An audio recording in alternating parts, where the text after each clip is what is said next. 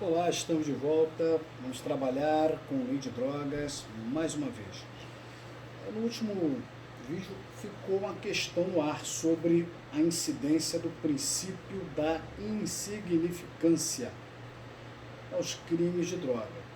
O princípio da insignificância não está expresso na Constituição Federal, mas a doutrina extraiu esse princípio, o princípio da direito penal mínimo, da fragmentariedade do direito penal, da ofensividade ou lesividade do direito penal. Então a ideia é a seguinte: você só deve lançar mão do direito penal contra condutas que efetivamente produzam dano ou perigo de dano a bem jurídico de alguém ou da coletividade como um todo. Então, começaram a aventar essa hipótese que o Supremo Tribunal Federal e o STJ também começou a replicar essas lições nas decisões, dizendo que é possível aplicar o princípio da insignificância, desde que presente os 4 vetores que o Supremo Tribunal Federal ele trouxe. Primeiro, mínima ofensividade da conduta. 2, nenhuma periculosidade social da ação. 3, reduzidíssimo grau de reprovabilidade do comportamento. 4, inexpressividade da lesão jurídica provocada. Está diante dos 4 vetores, pode aplicar o princípio da insignificância. Legal, mas qual é a consequência prática de se aplicar o princípio da insignificância? É porque antes bastava analisar a tipicidade formal para você entender que é crime. Agora tem que ter a demonstração também da tipicidade material. Vou tentar dar um exemplo. Imagine que eu vá ao mercado, rompa um plástico que tem alfinete e pego um alfinete, só preciso de um. Não vou comprar esse pacote se eu só quero um. Pego um alfinete e enfio no bolso. Quanto é que vale um alfinete?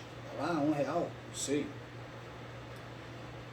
Pergunta: eu realizei um tipo penal? Eu pratiquei um crime? Se você for parar para buscar na lei penal, você vai encontrar lá no artigo 155 do Código Penal a seguinte conduta proibida: subtrair coisa móvel alheia para si. Pena de reclusão de 1 a 4 anos. Então você para analisar, eu realizei aquela conduta, eu agi daquela forma. Eu pratiquei uma conduta que tem tipicidade formal. Eu realizei aquele modelo de comportamento proibido ao subtrair aquele alfinete. Então, tipicidade formal tem. E bastava isso, para a gente pensar em crime. Mas em razão dessa doutrina que criou o princípio da insignificância, aplicado no Supremo, no STF, no Superior Tribunal de Justiça, você agora tem que se perguntar se aquela conduta que se amolda aquele modelo previsto na lei penal, se de fato ela trouxe dano ou um perigo de dano efetivo ao bem jurídico que se quer proteger. Eu quero proteger o patrimônio daquele mercado. Será que um alfinete que eu tirei daquele mercado vai trazer uma lesão significativa? É com essas bagatelas que o direito penal, que é um modo tão duro, tão drástico de intervir na vida de uma pessoa, já que prevê a privação da liberdade, mas é para essas condutas de bagatela que o direito penal tem que se preocupar. Então surgiu essa ideia de se pesquisar a tipicidade material. Não basta a tipicidade formal, você realizar uma conduta de acordo com aquela forma de agir proibida. Você tem que ir além e verificar se houve um efetivo dano. Ok? Então, no caso do furto, dessa hipótese, fatalmente seria aplicado o princípio da insignificância e eu seria absolvido por atipicidade material da conduta. Okay? A questão é: pode ser aplicado esse princípio aos crimes da lei de droga? Ao crime de tráfico não pode, aí não há nenhum mistério, porque o tráfico de drogas é uma conduta equiparada a hediondo, de máxima reprovação. A reprovabilidade da conduta é muito alta. Então você não consegue encaixar os vetores que o Supremo criou para poder incidir o princípio da insignificância. A polêmica maior era com relação ao crime do usuário, o crime do artigo 28 da Lei de Drogas, que é o indivíduo adquirir droga para consumo pessoal, adquirir droga, trazer consigo droga, transportar droga, guardar droga, ter em depósito droga para consumo pessoal. Esse é o problema. Cabe ou não cabe o princípio da insignificância se o usuário foi pego com uma ínfima quantidade de droga?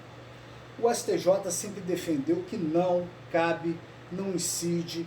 O STJ sempre recusou a aplicação do princípio, dizendo que o crime que o usuário pratica é um crime contra a saúde pública, é um crime de perigo abstrato, não precisa demonstrar que efetivamente trouxe um risco efetivo ao bem jurídico. E mais, se ele é usuário, já se pressupõe que ele está com pequena quantidade. Em suma, o STJ não reconhecia, não aplicava o princípio da insignificância.